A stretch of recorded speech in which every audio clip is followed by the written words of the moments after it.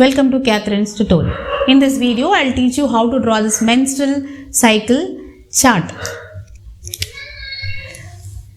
So draw a y-axis and an x-axis.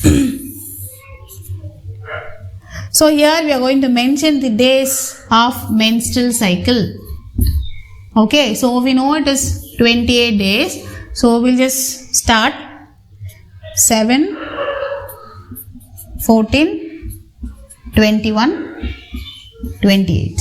This side we are going to write the hormones and the ovarian changes, everything on this axis, y-axis. Okay, so we'll just go with that. Remember that there are ovarian hormones that is released by the ovary. These hormones are progesterone and estrogen.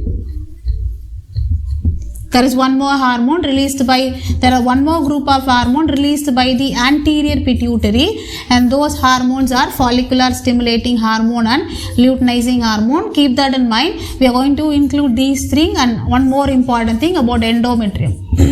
Endometrium, it is the innermost layer which will undergo changes. This half will take for uterine event, that is representing the endometrium, that is the changes occurring in uterus. So uterine changes. This half will take for hormones, that is estrogen, progesterone. These two hormones are known as ovarian hormones. I just wrote there. The next half will take for the ovarian events, that is changes occurring in the ovary. The next half will take for the pituitary gland hormones, that is follicular stimulating hormone and luteinizing hormone. So this is how we can divide.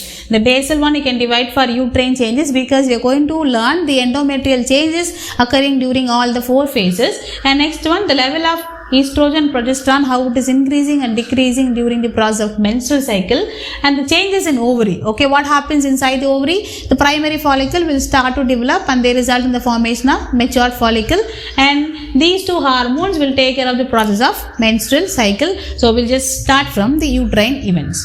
The first phase from the days 1 to 5. 1, 2, 3, 4, 5, 6 and 7. So I can able to find 3 to 5 days, the menstrual phase. So I'll write here, it is known as the menstrual phase, where the endometrium will be slugged off. Okay, so you can represent in this way, the uterine endometrium, it is declining, it is not growing. And this represents the bleeding phase of this particular period. Okay, so this uterine change is nothing but the endometrium will be slugged off along with the unfertilized ovum, resulting in menstrual bleeding. The next change is, during this menstrual phase, there is a decline in the level of both the hormone known as estrogen and progesterone. So we can draw. So we'll just represent estrogen with this line. There is a decline in the level. So till this level, we can take it for menstrual phase. Okay, this is the menstrual phase where you can able to find a decline in the level of both the hormone, that is estrogen and progesterone. So I am representing in a green color. There is a decline in the level of estrogen and progesterone. The level of both the hormones also will decline during the menstrual phase. The days from 6 to 13. The days from 6 to 13. Okay, we'll write here 8, 9, 10, 11, 12, 13. The days from 6 to 13 is known as proliferative phase, also known as follicular phase. During this phase, as we know already, the endometrium will start to regenerate. So it slowly starts to develop.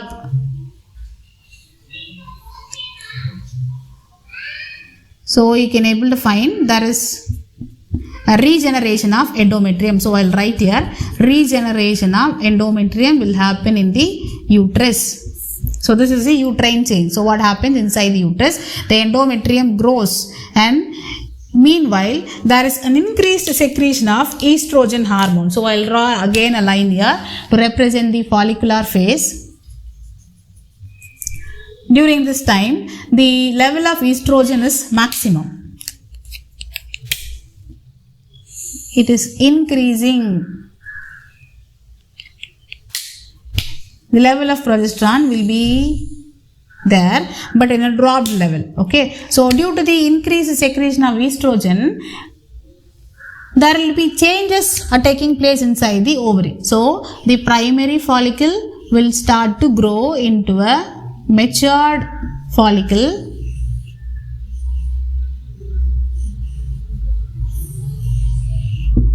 So it grows into a matured follicle, and you can able to find it is surrounded by the follicles. So these are the follicles, and there is a cavity known as antrum inside the Graafian follicle. So you can able to find the developing ova inside. So there is a changes, that is the development of the follicles. So you can able to find the development of follicles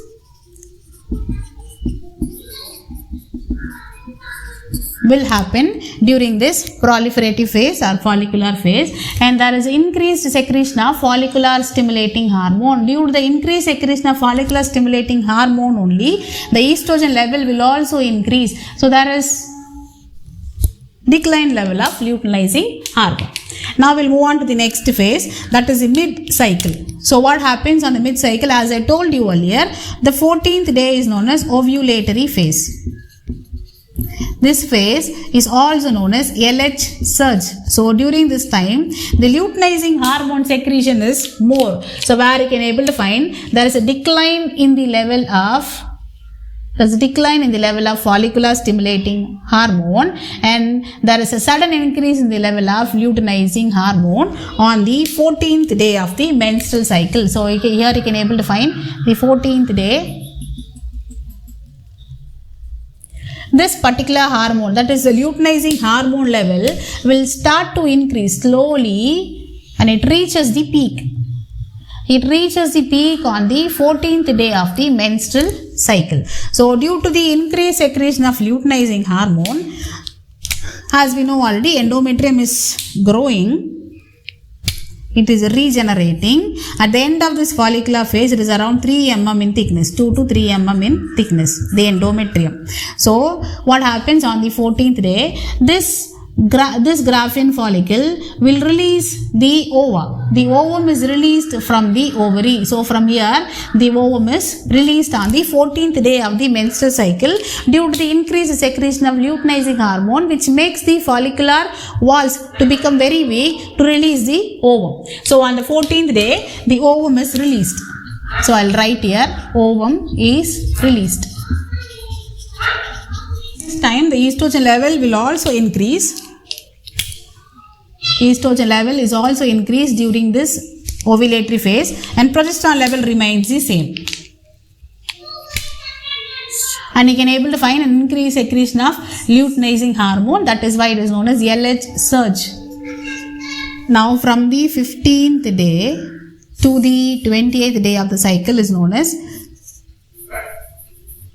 secretory phase,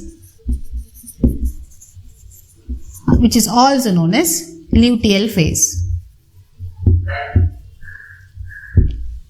And during this phase, the endometrium will grow to its maximum.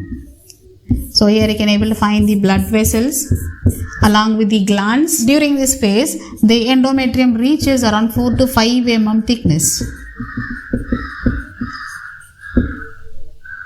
What happened to the ovarian hormones? The estrogen, the progesterone level suddenly raises during this phase. Why there is a rise in progesterone level? The ovum is released. This empty follicular structure will transform into another structure known as corpus luteum. This corpus luteum will start to secrete more amount of progesterone. This progesterone will help in the implantation of the developing egg.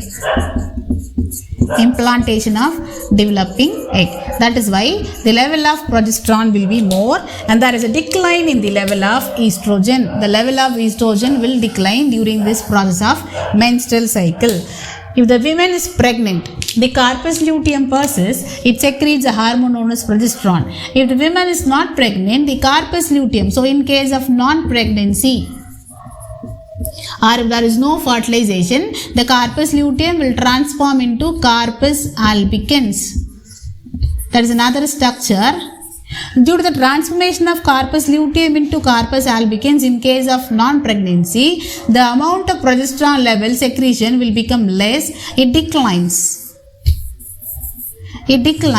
resulting in destruction of endometrium and resulting in bleeding. That is, the menstrual phase starts again from the first day to the 5th day of the next 28 days cycle.